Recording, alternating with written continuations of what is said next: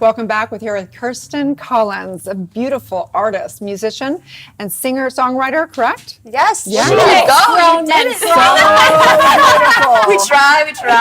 I love that. Much. And you can break a grown man's heart. I love that.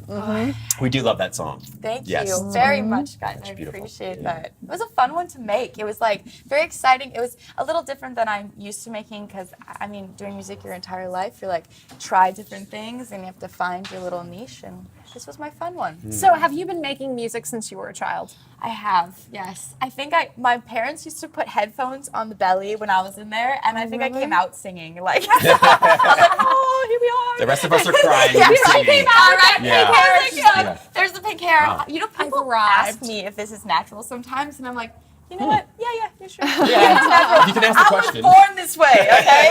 Yes. That's hilarious. So, question for you. So, Good Morning LaLa and we're here. I mean, one of the intentions of the show is to believe in people's dreams. So we really believe that anything's possible. We believe that we're here to experience our greatest self. And so what is it that what did you have to go through? What is your story around, finding that strength within to follow your dreams and fulfill upon them? This is a beautiful question. You know, it's rare that people get to ask these deep questions. So this is so cool to have like people around me that are like, let's actually talk about this stuff, you know?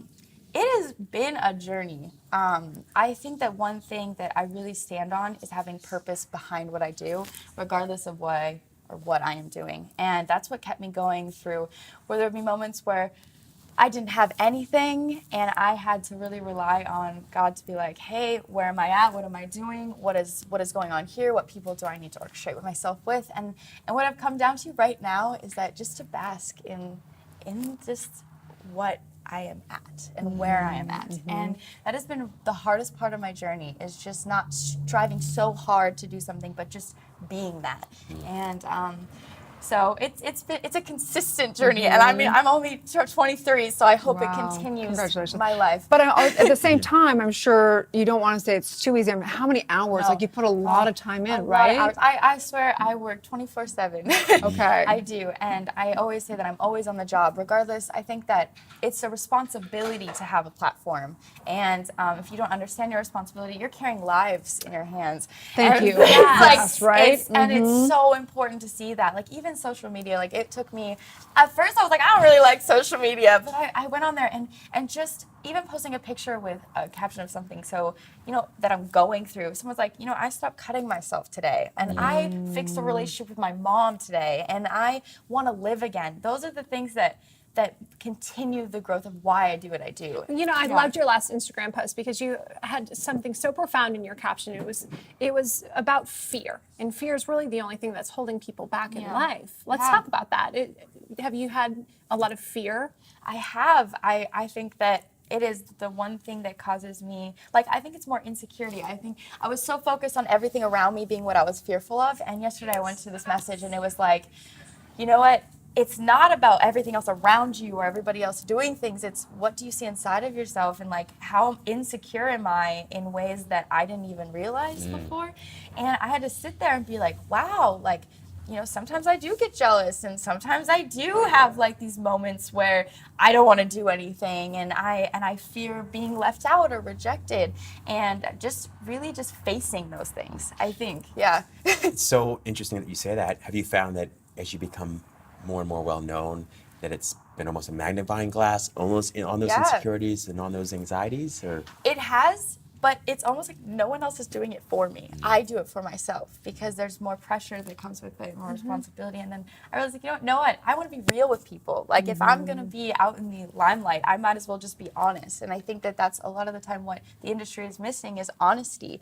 And that's what I would love to bring, and as you guys are doing this is really cool, is bring that back into It's so incredible that you're able to recognize that at such a young age. And I really think that's going to change the whole dynamic and direction of your entire career. Thank you. So what's one secret? Your fans are out there seeing whatever, they've seen your posts, they've seen whatever. What's the secret? What's something they don't really know? They don't really know about me. I love kids. I love working with kids. I love it. I learned so much. The only other job I've ever had is nannying, which is kind of interesting. I'm like, like I've literally done music and then like babysitting and nannying, and that's I love it. I love every time I see a kid, I'll be the one like on the ground, like playing in the dirt with them, whether I'm in a skirt or not.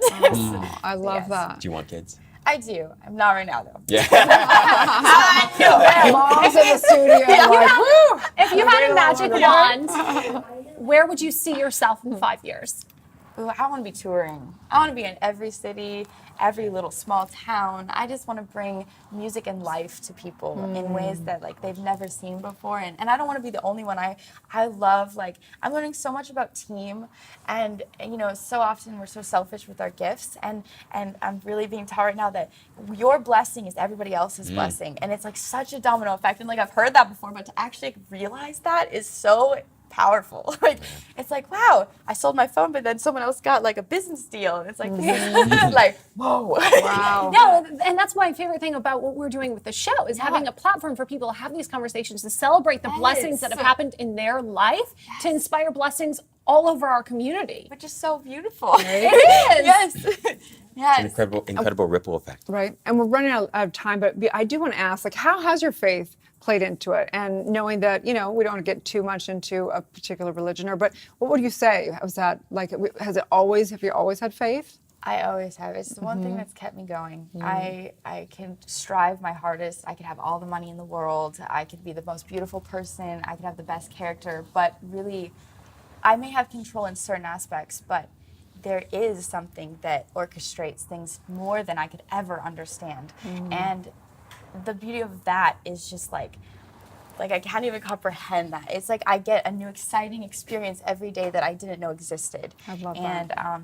so that definitely has carried my career. I love and it. I hope continues to carry it. So what's the one miracle? If you could have one miracle today, what would it be? One miracle today for myself, that I can relax. I can like be like, oh, We're gonna like that Leone candle. Yes, and we're gonna take a bath and relax. all the time. I was like, oh, it's the best candle in the world. Yes, I love special that. shout out to Leone Candeli. Yes. Thank Right? you for introducing Kirsten Yeah. to us. And so where can Yes. people find you? You can find me everywhere, Kirsten Collins music. Yeah, that's me. And be sure to check out Grown Men Don't Cry on Spotify, on SoundCloud. It's an incredible hit. Stay tuned. That's right.